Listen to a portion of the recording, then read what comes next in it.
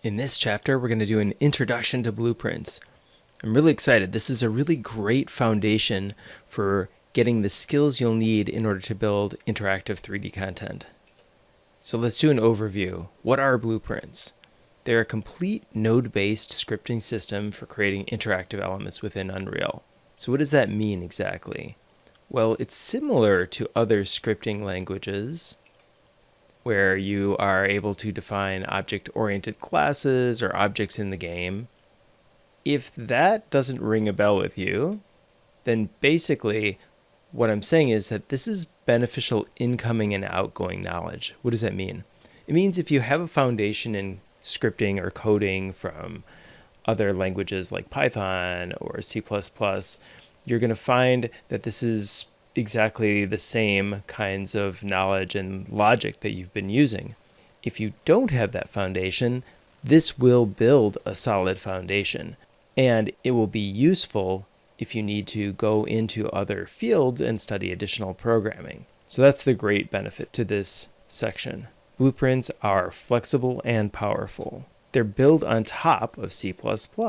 In fact, I'll show that you can even copy and paste nodes into an editor, and guess what you'll see? C++ code. But the great thing, especially for me, is that it allows for a huge amount of the functionality without the need for syntax.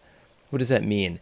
Well, in other programming languages, some of them you need to format in one way for for next loops or for how to specify if-then statements, or maybe you need to end all of your lines with a semicolon. The great thing about blueprints is you don't have to have that syntax included. So you don't have to remember exactly how to format. You just need to know where the nodes are. That creates a certain other set of challenges, but it opens up a really big range of possibilities.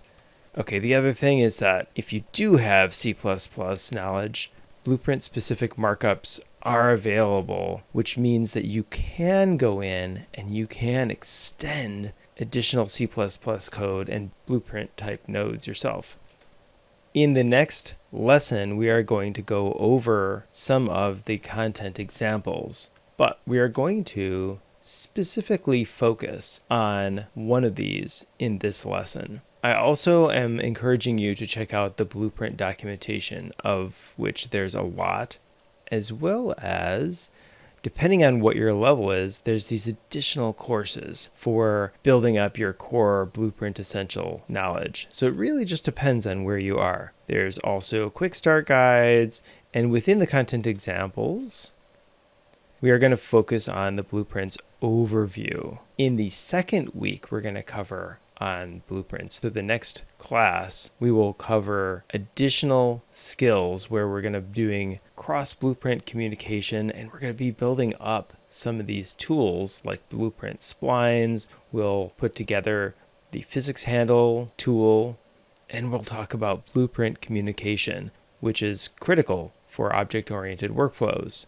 And then finally, later on, we are going to talk about specifically using blueprints and cross-blueprint communication to develop interfaces, which is going to be really useful, especially if you're interested in going into standard production with a 3D interface. But as virtual and augmented and mixed reality expand, next generation 3D interfaces are going to be such a critical skill set.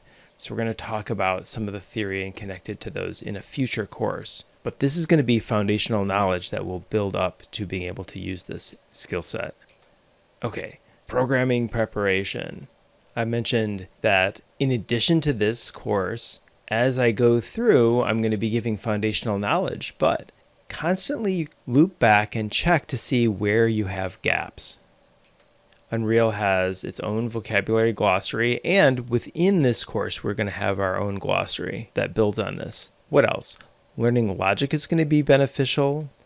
I'm not going to go through it in this course, but there's an additional content example that connects to a math hall. And so there's additional math functions that, depending on what types of workflows you're planning on doing, you might want to check out. So there's basic math functions, and there's also basic vector math that you can check out. Vector math, if you have a mathematics skill set, it's a core skill for being able to do 3D computer graphics that can build on skill sets that you might already have.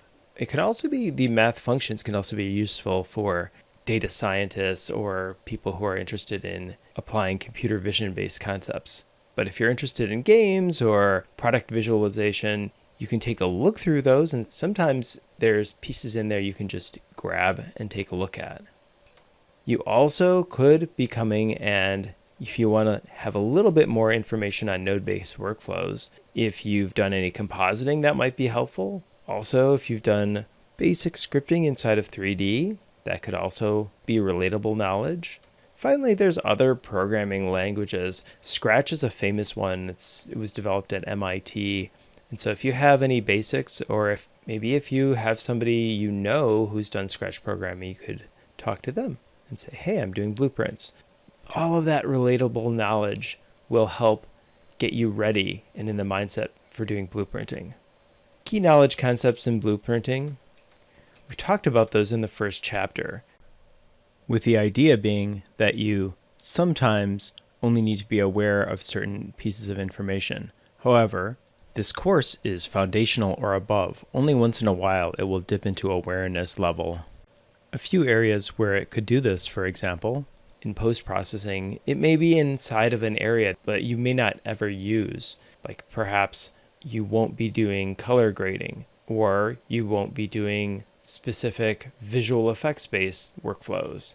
However, Blueprints itself, I would say, starts at foundational, in that most people moving forward need to have a core intro level knowledge of blueprints.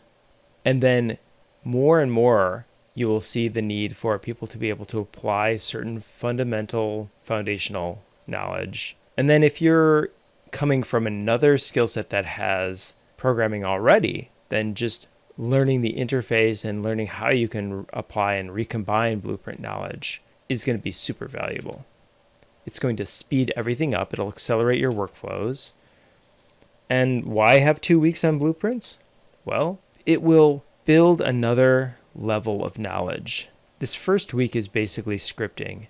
And where we're going to go is going to have cross-blueprint communication. And that's where a lot of the real powerful workflows start to build. All right, so what are we going to do this week? A quick overview, and then we'll wrap this up. We're going to get started. We're going to show that everything is a variable, and we'll talk about what are variables. We're going to talk about debugging, showing how to say hello world and talk about Booleans and conditionals. We'll talk about flow control, adding switches and sequential systems inside of our blueprints. We'll talk about events, ticks, listeners, and loops, randomization, rotation, and we'll talk about functions, commenting, and organizing.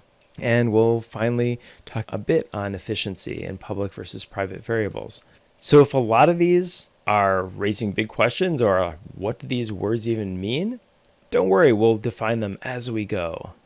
As I mentioned, we're going to do an overview of the content example blueprint level, and then we'll go through all of these different categories as foundational knowledge that will build us to object-oriented coding in the next chapter. So let's jump in and get started.